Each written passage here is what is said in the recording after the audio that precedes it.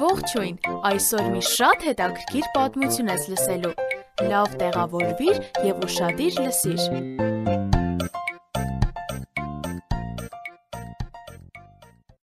Մրցույթի հարց, ով է ամենաիմաստունը։ Ստեֆին, ուսուցչի կենդանին։ Կարծում եմ Դավիթը, նրա ուղեղը համակարգչի պես է աշխատում։ Նա կարծում է, որ խելացի է։ Իսկ իրականում։ Իսկ ուրիշ ինչ օրինակներ կարող եք բերել։ Համալսարանի դասախոսը։ Կամ մեկը, ով այնքան խելացի է, որ ինչ-որ բան է հայտնաբերել։ Օրինակ Էյնշտեյնը կամ Պյութագորասը։ Իմ հարցի պատասխանը դեռ չի հնչել։ Գիտես, թե ով է ամենաիմաստունը։ Լսիր, թե ինչ է ասում Աստվածաշունչը դրա մասին։ Ով է իմաստունը Հիսուսի համար։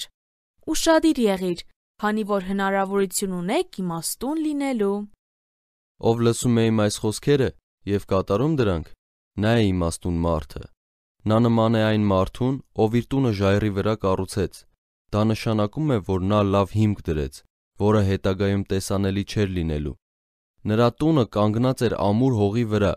երբ փոթորիկ եղավ և հեղեղեց երկիրը, և քամիները փչեցին ու հորդառատ անձրև տեղաց, տունը հաստատուն մնաց։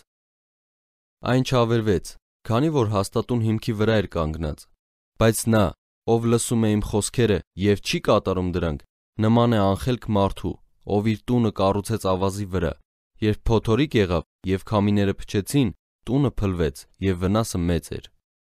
Մարդիկ, ովքեր լսեցին Հիսուսի խոսքերը, տպավորված էին։ Ոչ կոչումները, ոչ շքանշանները, ոչ փայլուն մտքերը ցույց չեն տալիս, որ իմաստուն ես։ Ուրեմն ի՞նչն է ցույց տալիս, որ իմաստուն ես։ Կա մի բան, որով կարող ես հասկանալ, թե մարդը իմաստուն է, թե ոչ։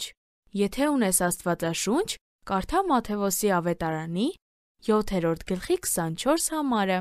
Մատթեոսի ավետարանի 7-րդ գլխի 24-րդ համարում կա այս մրցույթի հարցի պատասխանը. ով է իմաստունը։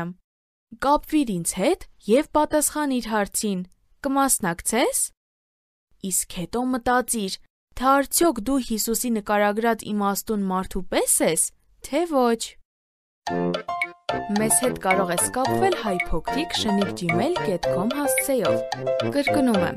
HAYPOQRIK@gmail.com